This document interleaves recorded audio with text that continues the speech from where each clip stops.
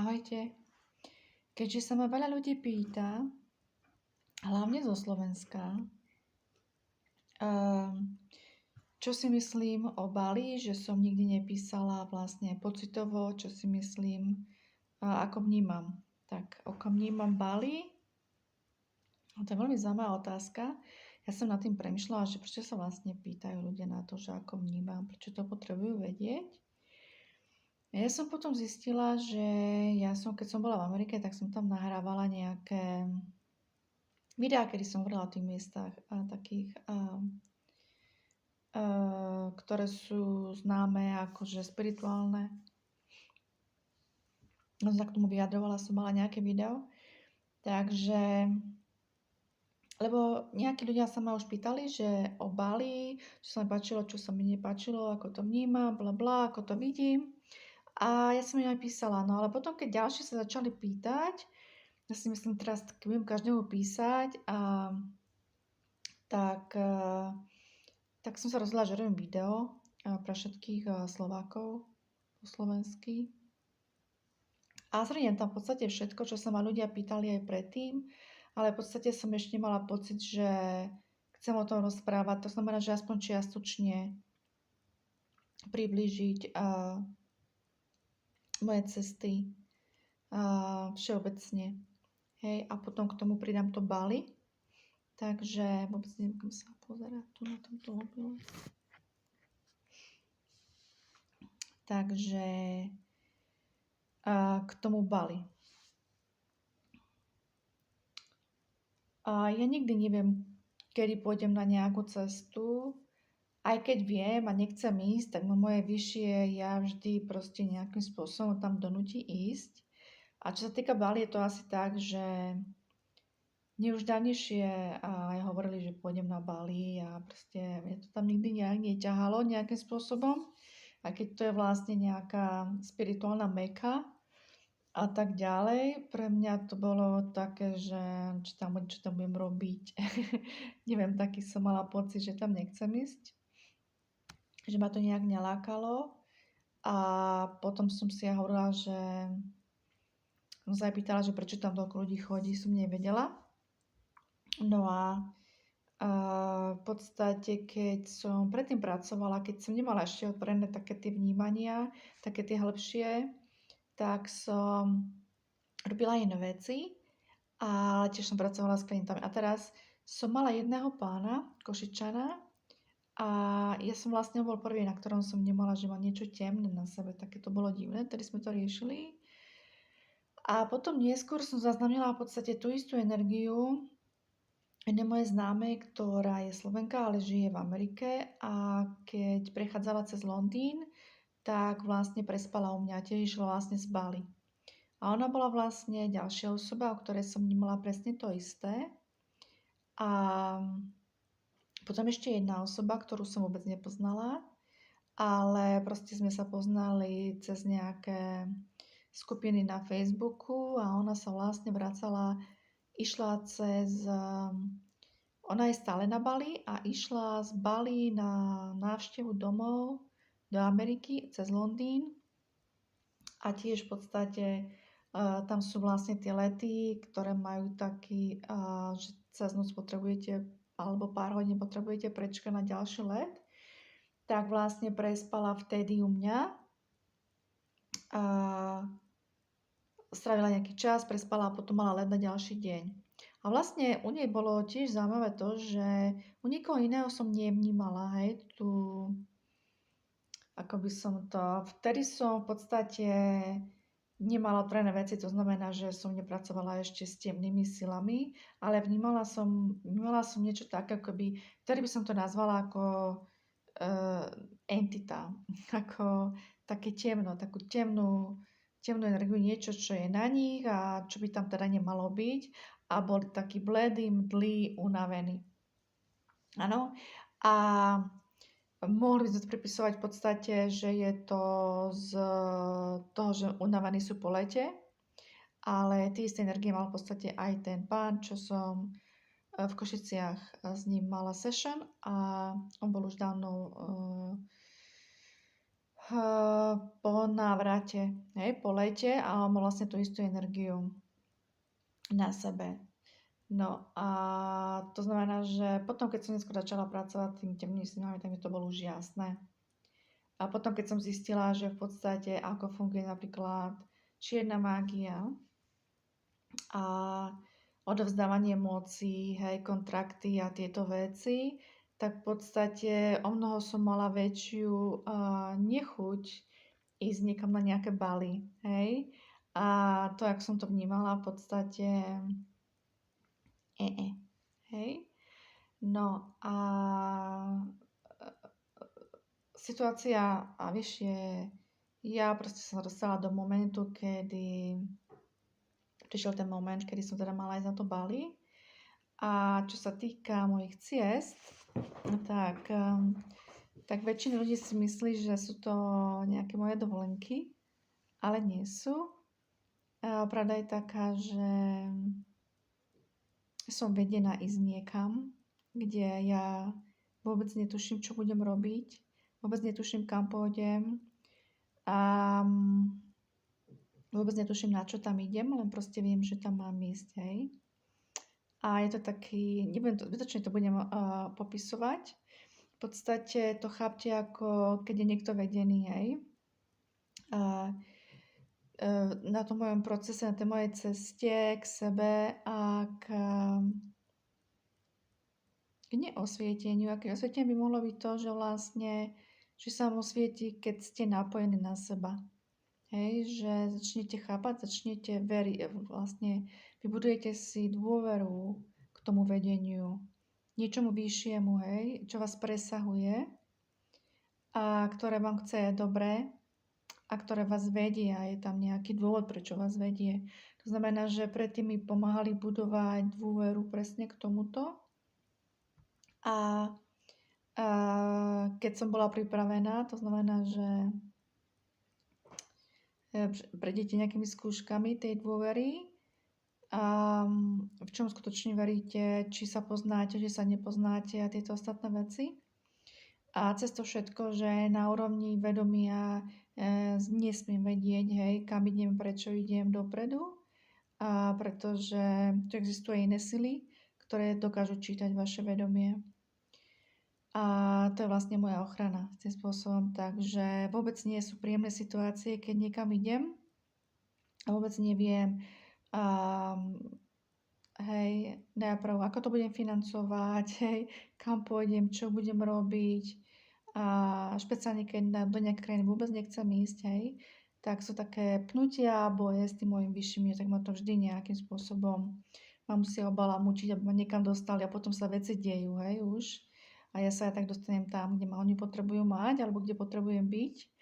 A v podstate ono to môže fyzicky vyzerať, že cestujem z miesta na miesto a že je to zábava, ale vôbec to nie je zábava. Veľakrát je to veľmi veľa stresu, zisťovaním na poslednú chvíľu, kam pôjdem, čo budem mať, čo potrebujem v tej danej krajine, aké sú systémy, aké nie sú systémy, starať sa o svoju vlastnú bezpečnosť, keďže cestujem sama, hej, a ste v situáciách, v neznámom prostredí, ktoré nepoznáte. Nepoznáte ľudí, nepoznáte mentalitu, nepoznáte miesta, nepoznáte, aký systém funguje, či ako sa požičiavajú auto, ako funguje, ako sa šoféruje, kde sú predpisy, aké sú predpisy, a ktoré hotely alebo ďalšie ubytovania sú vhodné alebo nevhodné. To znamená, že sa učíte za pochodu všetko, hej, čo ste predtým nepoznali, hej. Vlastne sa učíte orientovať sa veľmi rýchlo v nekomfortných a nových podmienkach, hej. A v momente vlastne, keď začnete byť trošku akože familiár, hej, začnete trošku orientovať, tak sa vlastne posúvate ďalej. Hej. Takže asi takéto sú moje cesty a cez to všetko si z toho beriem to, že to, čo je, tie pekné veci si všímam. Hej, to, čo mi prináša niečo. To znamená, že väčšinou je to príroda, ktorá je podľa mňa úplne akože dielo divine. Hej, tak ako ľudská bytosť je stvorená absolútne perfektne, tak vlastne príroda všade Kamíniem je absolútne nádherná. Neexistuje krajina, kde by som povedala, že je krajšia alebo horšia. Všade iná príroda, ale je proste úžasná. A ako to dokopy funguje, ako ľudia pristupujú, kde aké to je, kde je aká zelená, kde je aká hnedá, kde je aký strom, v akej sile, kde sú aké kamene, kde je pôda aká, kde je aká pláž, proste všetko je to absolútne iné a tým pádom zaujímavé. To znamená, že toto ma tam akože istým spôsobom drží, že mi to dáva zmysel, hej, tie cesty. A nikdy neviem, ako dlho bude medzera medzi tými cestami, čo budem robiť, alebo tak, alebo tak. To znamená, že stále viem toľko, koľko potrebujem pre daný moment a vždy sa posúvam a viem, čo mám robiť a kam mám ísť na základe takéhoto vnútorného vedenia, že to proste viem. V tom sekunde viem, že mám ísť teraz tam, že sa mám zbaliť, že pôjdem tam a tam, asi na koľko dní. A potom si vlastne všetko rýchlo za pochodu pozerám, že dobre, tak idem tam, tak aký park, alebo čo tam je, alebo čo sa tam pozriem, alebo a tak ďalej. Hej. To znamená, že nejakým spôsobom nemám veľmi čas si to miesto vychutnávať nejak dopredu alebo plánovane. Vždy je to tak, že ma naučili v tom danom momente si vychutnať ten daný moment, či už stretnete niekoho a tak ďalej. Tým, že sme vedení, tak vlastne stretávame, hlavne keď ste vlastne už na ceste a je nejaký dôvod, prečo tam idete, hlbší, a čo tam máte robiť povedzme si takto, na energetickej alebo na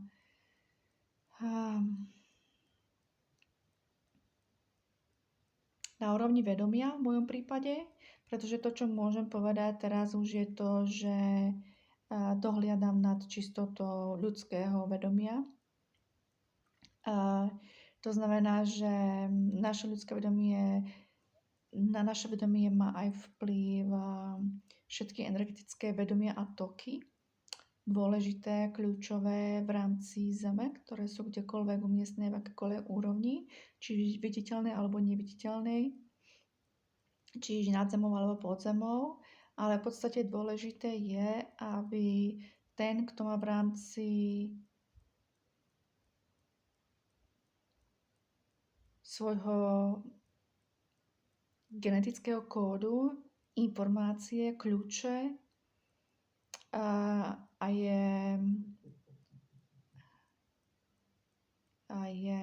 nie že vedomý, ale chápe, čo sa deje a prečo sa veci dejú a spolupracuje s tým vyšším, hej, čo nás presahuje, tak je to ľahšie. Niekedy sa strácam v tých vetách a v tom, čo vysvetľujem, pretože neviem niektoré veci popísať ľudsky slovami, niektoré veci nemôžem povedať, alebo tak cítim, že sa to nemá povedať a niektoré veci už môžem povedať. Na dôležitejšiu časť som urobila už v Amerike predtým a v podstate teraz to pokračujem. Myslela som, že to už skončilo a vidíte, vždy nemáme tie informácie, lebo ich nemáme mať pre našu najvyššiu ochranu a ochranu v podstate aj toho diela, ktoré má byť vykonané.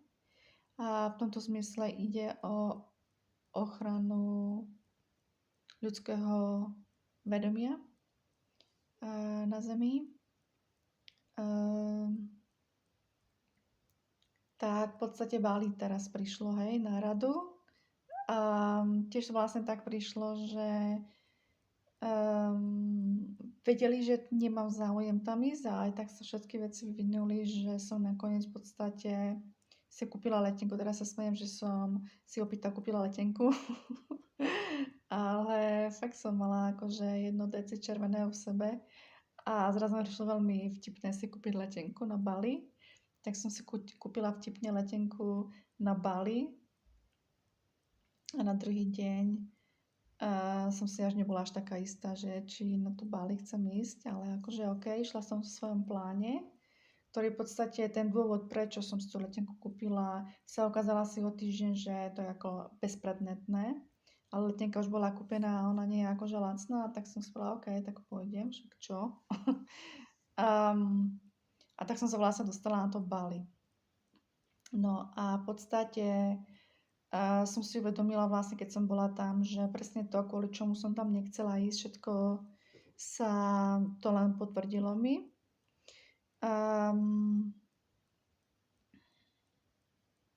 Bali, vyslovene poviem to takto, nie je môj cup of tea, hej, nie je to moja šálka kávy, v tom zmysle, že nie je tam nič, kvôli čomu by som v tej krajine chcela byť dlhšie, žiť tam alebo investovať tam. Hej. Takže z môjho postoja alebo vedomia a ešte aj uvereného na základe skúsenosti vedomia fakt niekedy sa zamýšľam nad tým, že čo ľudia vidia na tom Bali, že tam investujú, že tam idú žiť, že predstierajú, že ako je super tam žiť. Že to, a už vôbec nechápem, že to volajú spirituálnou mekou, že to volajú mekou jogy a všetkých tých alternatívnych týchto vecí. Možno, že to energeticky je to kvôli tomu, že rovnaké priťahuje rovnaké a ako správne obyvatelia Bali nazývajú to ostrov bohov, kde v podstate z úrovne vedomia toho, ktoré ja mám o bohoch, my nemáme žiadnych externých bohov, hej, nič nie je mimo vás také, čo vie viac ako vy. My sme súčasť toho všetkého, toho stvorenia, toho svetského, toho, čo existuje, súcna. Nikto nie je viac, hej, ako to všetko, my sme súčasť toho. To znamená, že nepotrebujeme žiadne externé veci, pretože keď žiadame niekoho vonku, tak nič nerobíme, len dozdáme vlastnú moc. A komu dozdáme vlastnú moc? No, temnej strane. A môžete nazývať to akokoľvek. Hej. Všetko je veľmi bolestivé pre mňa byť v krajine, kde ľudia dennodenne všetci veria a dávajú tie ich odpustky, ako som to povedala po slovensky, dávajú. Je to vlastne normálna praktika čiernej magie. Hej, kontrakt. Hej, chcem niečo od nejakého externého zdroju a za tomu platím. Hej, tými odpustkami. Hej. Mexičania to rozdávali, hej, zvieratá, krv, hej, a tak ďalej, a tak ďalej. Potom postupovali na ľudí, hej, dávali krv čokoľvek, väčšinou zo zvierat. Ale to je úplne jedno, či je to šamanská technika, či tam dávate zrnko kávy, jedlo, alebo neviem čo, proste to mentálne nastavenie, že dávam niečo, každý deň, keď to robia, len to posilujú. Každý deň posilujú to, že strácajú svoju silu. Preto sú tak evolučne úplne pozadu. Hej. A nemyslím tým, že nemajú moderné veci, myslím tým, že sú úrovňou vedomia pozadu. Hej, preto to vlastne tá krajina vyzerá tak, ako vyzerá. A čo mám tým na mysli? Mám tým na mysli, že systém odpadu, ako oni pracujú s odpadom všeobecne, aký majú vzťah k prírode ako tak. Nehovorím o všetkých tých filantropických falošných, akými sme dobrí, ako čistíme prostredie, ako nám záleží na mori a na prírode. Nie.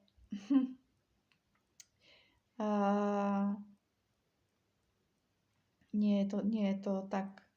Ja odporúčam každému tam ísť, nech má každý vlastnú skúsenosť s tým, ako tam žijú. A neviem, kam to smeruje. Dobre? To znamená, že keď sú to vlastne falošné predstavy o spiritualite, je to falošná spiritualita plne, hej, v plnom rozsahu. Možno preto sa tak darí, hej, všetkým tým ostatným spiritualitám. A v podstate aj keď som aj skúmala, že ľudí, čo vlastne operujú stamadiál a hrajú sa a robia tieto veci, tak som pozerala ich typy duší a tak ďalej. Ako to je to možné, hej, že v podstate to nevidia. Tak väčšina nemá len jednu dušu v tele, hej, ale má viacero. Jedna z nich je vlastne tá negatívna, to znamená, že je tam tá atrakcia, hej, že nie je to až také nelogické.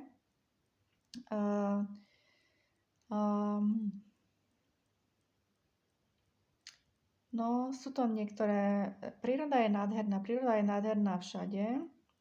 To, že sa tam darí tej faune, flóre.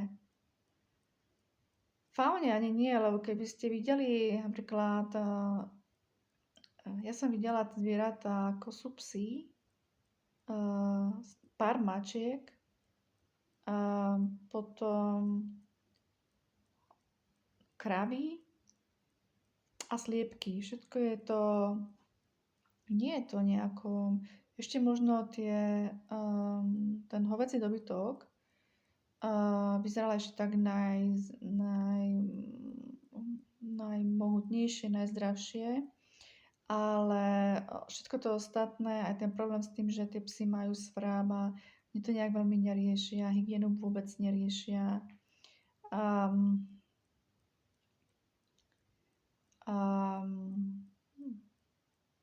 Takže flóru majú nádhernú kvôli tomu, že tam je teplo a vlhko. Faunu majú nádhernú v mori, tam, kde nemajú prístup. Tam, kde majú prístup, tam už toho veľa nie je. A dosť sa vyhovárajú na turistov, že ničia tie korály a neviem čo všetko. Ale nie je to pravda. To, čo som ja videla, mi neprišlo veľmi fér voči prírode, ako jedna vec. Čo sa týka morality, tak na jednej strane odovzdávajú tú moc, hej, svoju vlastnú nejakým pseudobohom, ktorým akože, ja neviem, či to zasluhujú, všade sú tie symboly compassion, súcitu a kindness, to znamená milosť, hej, byť milý, tak vám môžem povedať, ja vidím cez ľudí a tie úsmevy nie sú kind, hej, nie sú zo srdca, hej, ale usmievajú sa len do momentu, pretože si chcú kúpiť a zaslúžiť ten kindness, hej, tú milosť, pretože takí by mali byť, to ich učia, hej, že takí tí bohovia, alebo ten hinduizmus celý, nechcem nikomu nič, ale moja osobná skúsenosť, moralita, mentálne nastavenie, tak vám poviem, všetci ľudia v každom štáte a mentále, kde som bola, sú rôzni. Aj dobrí, aj majú srdce, aj nemajú. Bali nie je výnimka. Nie je pravda, že je to paradajs, pretože sú mnoho krajšie miesta, ktoré by som ja nazvala, že sú paradajs, akože raj. Nestarajú sa o svoj raj. Tým, že rozdávajú svoju moc, hej, tým Bohom a tým druhým, tak vlastne nebudujú nič, čakajú, že sa samo všetko, hej, tým zmyslom, že turisti prídu, donesú, hej, a turisti donesú peniaze, ktoré ten štát a government vyberá na základe poplatkov, víz a iných poplatkov, aby ste tam mohli byť, hej, keď ste zahraničný človek. Nič tam nemôžete vlastniť, čo je také dvojsečná zbraň, ale všetky tie peniaze, ktoré prichádzajú aj z turizmu do krajiny, ja nevidím, že by ich niekde zveľaďovali, že by niečo kreovali. Hej. Jedinú kreáciu neuveriteľnú vidím tam v tých ich maľbách a brezbách, ale je plno iných národností a krajín, kde hej, sú tieto ručné a kreatívne remeslá tiež na vysokej úrovni a predsa majú aj svoju moralitu, aj kreativitu a hlavne evolúciu. To znamená, že krajina ako Bali napríklad, kde je stále vlhko a teplo, proste, že nevyužívajú slnečnú energiu, vodnú energiu na elektrínu, na výrobu elektriny. Ja absolútne nechápem, prečo sa tí ľudia vôbec nemajú air condition, hej, že to je vlastne len pre tých turistov, pretože oni prinášajú peniaze. A vôbec sa mi nepáči, ako sa pozerajú na turistov ako na chodiace bankomaty. A nie je to len môj pocit, je to veľmi nepríjemné. Proste, keď majú také naučené otázky, ktoré sa vás stále dookola pýtajú a v podstate ja som zistila, že ich vôbec nezaujíma. Kto ste, čo ste, neviem, čo oni proste chcú ten typ, alebo proste byť ohodnotený dobre v rámci takých aplikácií, aj keď sú to služby alebo čo, ale ani by som nenazvali, že ich customer service je na vyššej úrovni. Nie je ani nejaká veľká snaha, nie je veľmi, veľmi majú tým svojim presvedčením a tým hypnoizmom skryté, že vlastne keď sa budú usmievať, takže sú dobrí a že dostanú viac a je proste úplne, to je veľmi zlé tam nastavené. Také úplne základné veci zle. A fakt, keď som odletela z Bali a mala som medzi pristátie v Dohe, tak normálne až som si vydýchla, až ten organizmus si vydýchol, že konečne civilizácia, konečne, hej, niečo normálne. A to som vôbec o Dohe nič nevedela. O mnoho lepšia klíma, customer service, inteligentní ľudia, v tom zmysle, že nebudú vám nutiť nejakú vec, je proste úplne mimo. Hej. Na Bali, tam keď proste ponúkajú taxi a teraz je ich veľa, ktorí vám chcú ponúknuť a tak prídu a vidia, že ste turista a teraz ja tam hľadám na tej mape, je horúco, unavená som a evidentne vedia, že už ste si volali niekoho, ale proste prídu a 4-krát sa vás opýtajú, hej, a proste nevedia odísť, hej, budú tam stať, budú vám ho správať a budú vám hovoriť, že ale potrebujete, hej, proste a dlho čakáte a on nepríde a mňa by ste, a kam ideš a čo a kam potrebuješ, hej. A keď mi poviete slušne, že už čakáte, že nepotrebujete taxík, proste je to veľmi nepríjemné, hej. Každý sa vám snaží predať jeho servis za veľmi veľa peňazí, chce, aby ste zjednávali, proste, a ja viem, že to je vec kultúry, ale cez to všetko je to veľmi nepríjemné. Hej, nemajú na to, hej, z toho princípu, hej, že vlastne žijú z turizmu a vás vnímajú, hej, ako aj dennodenne tých bohom, ktorým dávajú tie dary a odpustky, ako niekoho, kto je bohatý, hej, ale vôbec nemajú záujem zistiť, hej, že prečo tí turisti sú bohatí a prečo oni nie sú. Hej, a tak málo stačí, aby sa mali lepšie, hej. Majú všetky zdroje na to, že keby zatvorili hranice teraz a žiaden turista tam neprišiel, tak majú všetky zdroje na to, aby tá krajina prekvitala na neskutočnej úrovni. Hej? A každý tam bol z ich pohľadu bohatý. Oni vôbec nechápu, že všetci tí turisti, čo tam prichádzajú, asi predpokladám, potrebujú pracovať niekde, hej, byť v nejakom systéme a robiť nejaké veci preto, aby mohli doniesť im peniaze, hej, do toho štátu. A tie peniaze tam vlastne sa prejedia, hej, sa tam vlastne stratia. Hej, ten government tam dáva nejaké kvapky do nejakých infraštruktúr, ale úplne nelogicky. Stáva sa tam vo veľkom všade, ale bez nejakých fakt, ja som bola v construction v UK, ale je význam, prečo sú rôzne povolenia, niektoré veci pri stavbách môžu alebo nemôžu byť. Tak ako oni stávajú od rozmerov, od krivosti, od zmysluplnosti, ako neviem kam to a kde to skončí, ale podľa mňa to neskončí dobre takto, pokiaľ jak to je nastavené. Základné cesty, keď urobia cestu, chodníky neexistujú. ako keby, kde by mal byť chodník, tak tam sú diery a je tam vlastne, vidíte, že tam tá stoka, hej, tam nejakým spôsobom tečie. Je to proste hrôza. A systémy a pravidlá dopravy žiadne, to je India. A vo všetkom v podstate nejakým spôsobom takto nemajú systém, hej, nastavený. Neviem, prečo sa takto správajú, hej.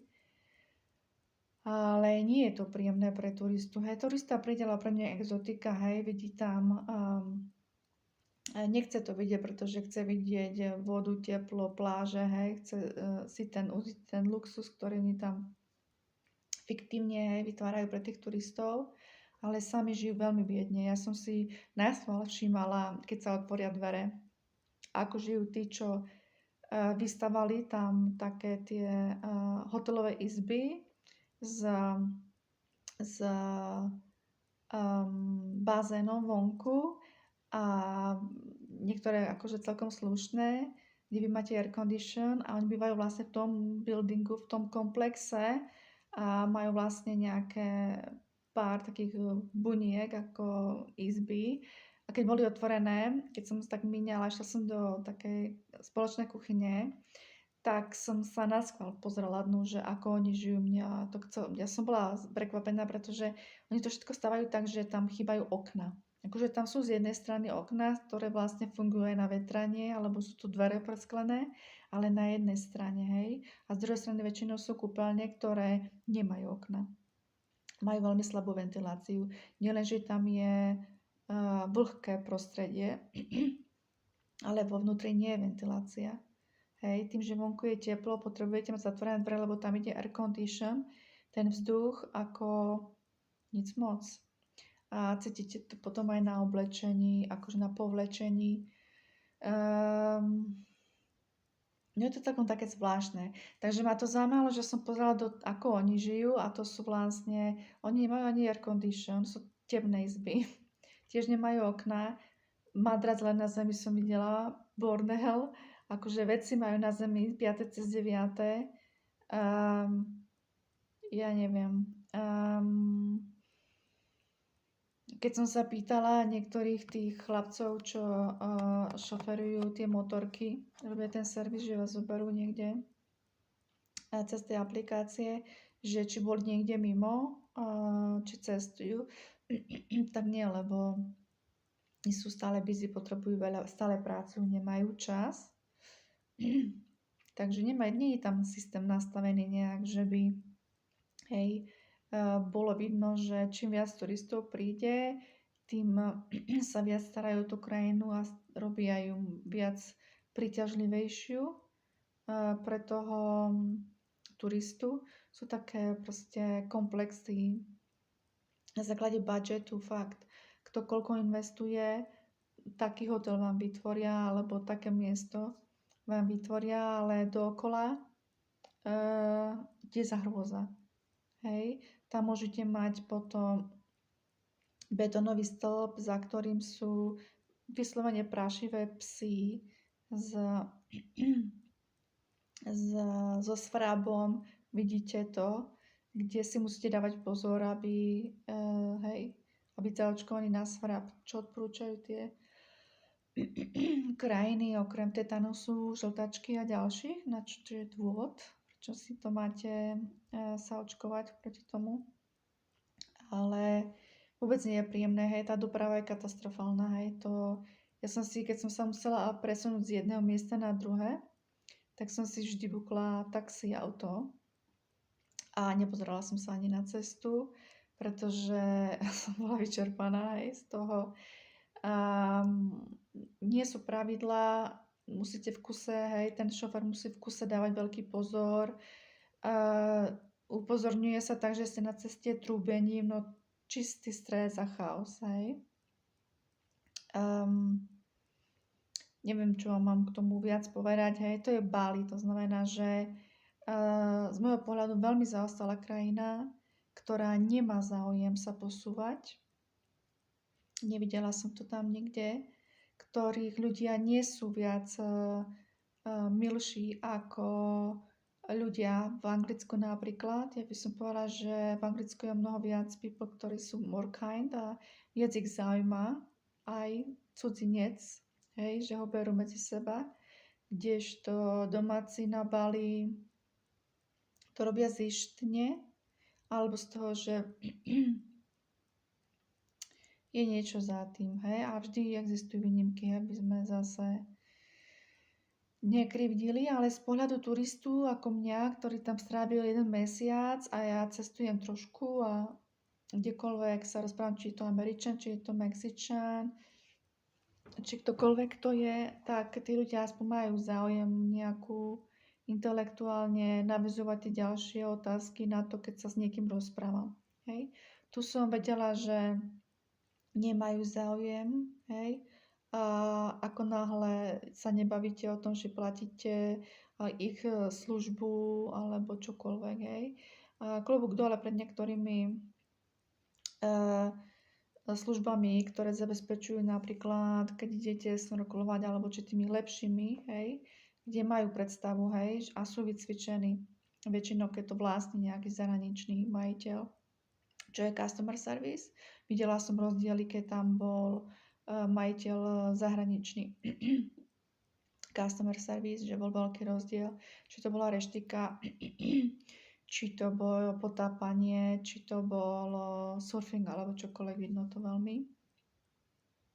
Taktiež vidno, keď je majiteľ, ktorý je zahraničný, ale nie je tam. A keď sú ľudia vlastne Balinci, hej, a keď je manažment balinský, hej, katastrofa. A vyslovene som cítila, ako vlastne sú také podniky, ktoré sú len pre, hej, vlastne tých takých turistov, kde vlastne Balínc ani nepríde. A normálne cítim tých, hej, ten servis bol Balinci zamestnanci, ako môžete čítať im mysel, hej, čo si myslia, keď ich obsluhujú. Proste nie je tam kindness. Definitívne nie je tam viac hatred, hej. Nenávisť, hej. To ešte vo Francúzsku vás obslúžia rýchlo, robia si svoj job, neriešia, hej, kudiu vudiu, ale je tam viac srdca. Hej, ja si takto poviem. Takže takto Bali, asi v skrátke. Tak to vnímam. Nemám záujem tam investovať, nemám záujem tam žiť, nemám záujem sa tam vrátiť.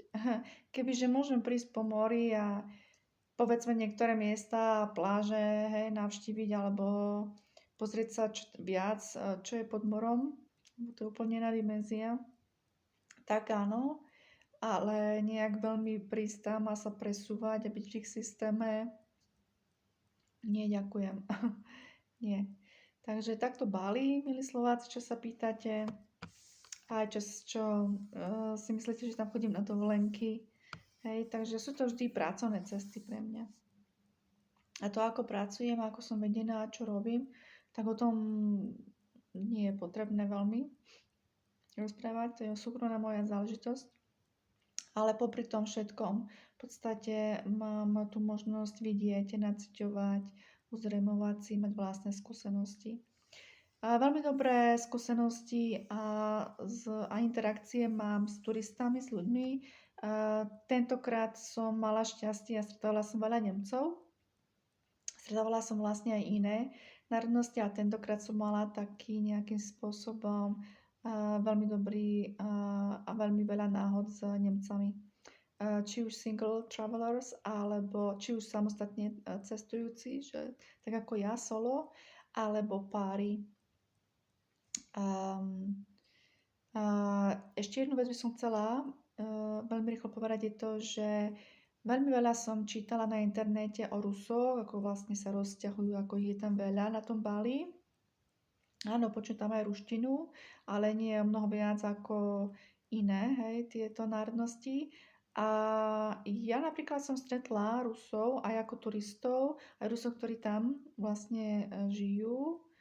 Ja by som chcela upresniť, že nemôžete tam žiť dlho, musíte stále odísť a prísť, či už máte víza na 2 roky, alebo na dlhšie, alebo na neviem čo, vždy je tam proste, je tam veľmi je to podmienené peniazmi, rôznymi podmienkami, mať tam svoj vlastný biznis, mať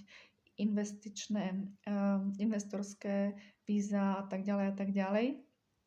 Vždy je to podmienené, aby ste vlastne vždy donesli nejakú hodnotu, aby ste tam mohli byť na nejaký čas a potom zase, hej, to je ten systém, hej, give and back, hej, ten kontraktový systém, čo ja nepovažujem, hej, za divine, absolútne nie. Hej, k tým Rusom. Takže mňa Rusi nikdy neiritovali, pokiaľ som tam bola. Vždy sa ko mne správali slušne, vždy som mala s nimi normálnu komunikáciu. Neprišli mi ani odmeraní, ani namyslení, ani nič. Sú takí, že veľmi nevstupujú, hej, do komunikácie. A ja to aj trošku chápem, pretože aj keď som videla keď som došla do nejakých ich biznisov, ako bolo kafečko alebo čo, to bolo úplne iné kafe. Hneď som sa cítila lepšie, customer service, nebolo jeden air condition, ale 3. Na stole bolo všade položená solnička. Je proste taký ten logický štandard, hej. Čierny peper, soľ, hneď informácia o Wi-Fi, hej, kóde, môžete si ho skenovať, čokoľvek, hej. Že také základné veci, ktoré mne prišli ako základné, tak každý ruský biznis tam mal a výborný customer service, takže nemôžem povedať, že by Rusi sa tam nejak rozťahovali, že by boli drzí, ignorovali, alebo neviem, moja skúsenosť to nebola. Ja som mala skôr s inými národnosťami, hej, zmiešané pocity, hej, a Ruska to nebola určite. Takže asi k tomu ešte. No a ešte jednu vec na záver. Kým som išla do Bali, tak pozerala som si veľmi veľa YouTube videí o Bali. 90% z nich absolútna blbosť. A dávajte si pozor, ľudia. Všetci influenceri na YouTube sú živení z toho. To znamená, že potrebujú vytvoriť každý týždeň minimálne jedno video a potrebujú vždy zaujať. Potrebujú samozrejme ukázať len tie najlepšie veci v najlepšom obraze, hej, lebo potrebujú ho predať, v tom zmysle vymeniť ho za vaše lajky a tiky a z toho nemajú peniaze a z toho žijú. To znamená, že musíte to takto chápať. Začnite sa na to pozerať takto. 90% informácií je prikrášlená, zavádzajúca. Hej, je dobré mať vlastnú skúsenosť.